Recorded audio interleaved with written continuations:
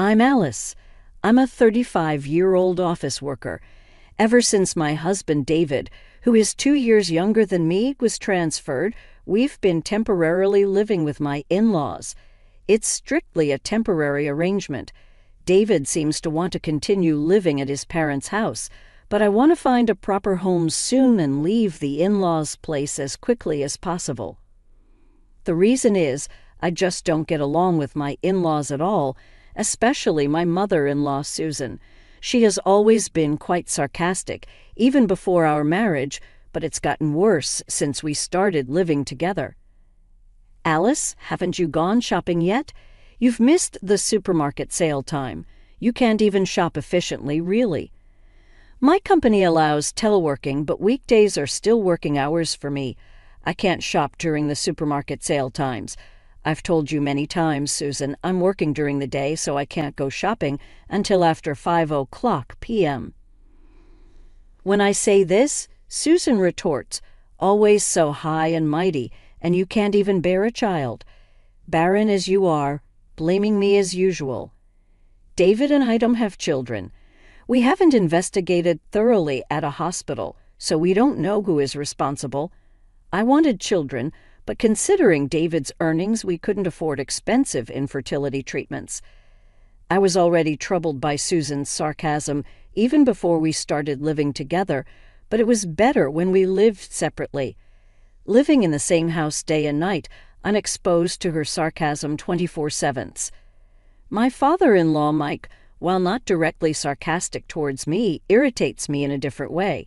He seems to think that a woman over 30 is an old lady, and now that I'm 35, he treats me like one. Hey, old lady, pass me the ashtray. Why are you wearing a skirt? No one wants to see an old lady's legs. If I'm an old lady, what does that make him at 60? I want to retort. I'm not the type to take things lying down, so each time my in-laws are rude to me, I talk back. But this leads to being labeled as disrespectful, and our relationship worsens. The atmosphere at home has become constantly tense, and I'm feeling the limit of living together. However, David has been busier with work since the transfer, with more weekend work and business trips, so we haven't been able to discuss moving out. Alice, I have another business trip this weekend again. You just had one. Your new branch, sure, requires a lot of travel. Can't help it, right? The job changes with the workplace. True, but it's changed too much. Because of this, we haven't been able to look for a place to move out, even though it was supposed to be a temporary stay at the in-laws. What if we end up living here indefinitely? I'm scared of that. But one day I was taking laundry out of David's bag when he returned from a business trip, and I found a piece of paper in the pocket. It was a receipt for an online reservation from a travel site. I thought it was a flight and hotel reservation for his business trip, but when I looked, I was shocked. There I found a printed reservation for a hotel stay that included tickets to a theme park, and it was for 2 people. The date was yesterday, meaning it was the same day David was supposedly on a business trip. Of course, David's company doesn't have any dealings with theme parks. They deal with seafood, which, yes, is related to the sea, but that's irrelevant. In other words, David pretended to go on a business trip, but actually spent 2 days at a theme park. The reservation for 2, it's safe to assume he went with a woman. As I stood there in shock, I could hear David humming in the bath. It's a world of laughter. It's a theme song of a well-known attraction. He must be humming it naturally, recalling his time at the theme park. Though I'm sure that attraction isn't at the park he visited, but it seems on a fun illicit trip like that, the attractions don't matter. I was furious and thought about confronting David in the bath, but just then, David's phone rang out of sheer irritation and lacking calm judgment. I answered the phone in anger. Hello? I heard a young woman's voice for a moment, and then the call abruptly ended. No way. I was certain the call just now had to be from the woman who went to the theme park with David. In other words, David's mistress. When she heard a woman's voice, she must have panicked and hung up. I checked the call history on David's phone. David isn't very security conscious, so he hardly sets a complex password. Guessing it's probably his birthday in 4 digits, I hit the jackpot. The phone unlocked immediately, but looking inside his phone made my head spin. The phone was brimming with undeniable evidence of his affair. The photo gallery was filled with selfies he took with a young woman, all taken on dates when David was supposedly on business trips or working on weekends. To leave such explicit photos, he was being recklessly careless. Checking the call history again, I saw Emily listed, so I searched for the same name in the SNS friends list and opened their chat. "David, I love you. I can't wait to become your wife." This woman, Emily, seemed to be hoping to marry David. A home wrecker, is she? While I was agonizing, David came out of the bath.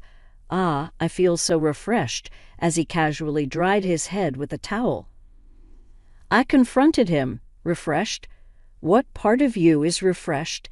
It seems you've been quite refreshed in various ways, haven't you, eh? Who's Emily?" Oh, David was visibly shaken when I suddenly mentioned his mistress's name. "So it's true.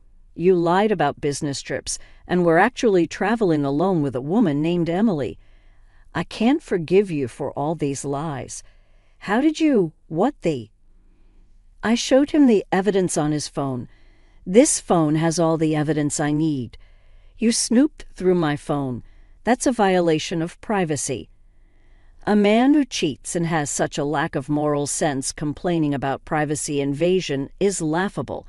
If you didn't want it to be seen, you should have set a better password before getting married. I made a promise with David. That promise was to never cheat. If either of us cheated, it would be an instant divorce. I declared that to David, of course. Started with her sarcasm as soon as she saw me. Since David is here, they must already know about his affair and the divorce. Shouldn't they apologize or say something before making sarcastic remarks? But instead of apologizing, Susan said something unbelievable. "Well, it's good. I'm glad you're finally leaving. I didn't want to see your face anymore, so it was good you weren't here until night." "What do you mean by that?" I asked as Susan grinned smugly. "Just what I said. I've been sick of seeing your face. Even though David finally came back to us, you were in the way. I tried to drive you out with my nagging, but you with no charm just talked back. So I had to use my last resort." "Last resort." Susan smiled cunningly. "You know the name of David's girlfriend, right?" "Yes, Emily, I believe." "Haha, well, I have a friend at my social club, Catherine, and her daughter is a very polite and charming young lady, 25 years old, 10 years younger than you, young enough to have plenty of children." Then Susan revealed something shocking. "So I introduced David to Catherine's daughter." I was astounded. I couldn't believe Susan would say such a thing to me. "You mean to tell me, Susan, that you orchestrated David's affair?" "Oh, don't make it sound so bad. I just made an introduction," Susan said brazenly. A mother leading her son to cheat and proudly telling this to her son's wife. How terrifying a mother is she? "Well, it had to be done. David is an only child, and we need him here. If you had just born a child, I might have accepted you, but you just worked, never having a baby." Mike nodded in agreement beside her. So Susan's actions were with Mike's knowledge. "Do you understand? A 35-year-old woman who can't bear children is no longer needed. Now that you understand, leave quickly." Susan pointed her finger at me triumphantly. After a moment of silence, I said, "I see. I understand your thoughts very well. As you wish, I'll leave. I'll take all my belongings with me." "Yes, yes, as you please. You don't have much anyway. Shall I send them for you?" Susan said, smirking. Though she knew nothing, the real person to laugh was me. "No, it's fine. Don't worry, I've already arranged everything." "Huh?" Susan looked surprised that I wasn't crying or losing my composure. Besides, Susan's actions only strengthened my resolve to leave that toxic environment behind. I already knew that you were aiding David in his affair, I retorted at Susan. What do you think I was doing all day today? If it were just preparing paperwork for divorce, it wouldn't have taken this long. I spent the entire day arranging the move and meeting with Emily. What? Wait, you met with Emily? David asked in a panic. What's it to you? Did you think I wouldn't have a word with her after being cheated on right under my nose? When I checked your phone yesterday, I made sure to take down her number. I spoke with a sense of resolve. Poor Emily, though. When I called her saying I'm David's wife and I'd like to meet, she was so shocked. Apparently you lied to her about being single. I told her everything. David, Susan, and Mike were stunned. They never imagined I would do all this in just one day. Emily was so upset when she realized she was the other woman without knowing it. Catherine was furious too with you too. She even talked about suing you for marriage fraud. I felt so sorry for her that I promised to help her in any way I could. What? David was trembling. Susan was equally shocked, since Emily was so unwittingly involved. I've decided not to demand any compensation from her. Instead, I'm going to increase the amount of compensation from you, David, and you too, Mike and Susan. Compensation. Why should we pay compensation? Mike blurted out in panic. David alone would be one thing, but we are not involved, Susan added hastily. It seems they expected their son to pay compensation for his affair, but they never dreamed they would be asked to pay as well, thinking they could benefit without any consequences. There's no such convenient story. Of course, the mental anguish from your harassment as in-laws is reason enough for compensation, don't you think? I smiled dismissively and Mike fell silent, grumbling. And have you forgotten my profession? I work at a law firm. I'll consult with Michael, the head attorney, and see how much compensation we can extract. Of course, I had already contacted Michael at the law firm where I work earlier today. What? Then the sound of a car stopping at the front gate was heard. Ah, they're here. Hey, they're the moving service. I smiled broadly and headed to the entrance. Thank you for coming so late. Sorry for the sudden request. No problem. We had a slot open for the night service. It worked out well for me, too, since I finished my errands late. Please start the work and be careful with the fragile items. As I invited them in, several movers entered the house, starting to pack up my belongings. Wait a minute. Following my instructions, the movers efficiently packed my belongings, not just my clothes, books, and computer, but also the appliances from the living room and kitchen. Hey, you guys, don't take that. That's ours. Nope, these are all mine. I brought them into this house when I moved in with David. When David and I initially moved in, the in-laws' house only had old appliances. As someone who loves gadgets, I couldn't bear it and brought my own appliances from my previous apartment. Now, Susan had grown accustomed to them, mistakenly thinking they were theirs: the robot vacuum, cordless cleaner, the fancy oven that could do various types of cooking, the IH cooking heater, the negative ion hair dryer, and the espresso machine. You're planning to take everything away, how greedy. Susan lunged at me, but David stopped her. Mom, it can't be helped, but all those things belong to Alice. It seemed David had resigned himself. However, Susan wasn't ready to give up yet. You can't go back once you've experienced the efficiency of modern appliances. If you're dissatisfied, you can always buy new ones, right? Although after paying the compensation, I doubt you'll have the money for luxury appliances. While this was happening, the movers kept carrying out my directed belongings to the truck. Please take these to the address of my new place. I'll be right there. I watched as the moving truck drove off, then got into my car. Where is that truck going? David asked. Where to? My apartment, of course, the one I lived in before you were transferred. The apartment I bought when I was single was put up for sale with a real estate agent when David got transferred. However, because the asking price was too high, it never sold, and I still hadn't let it go. The agent kept suggesting to lower the price, but I'm glad I didn't. Who would have thought it would come to this?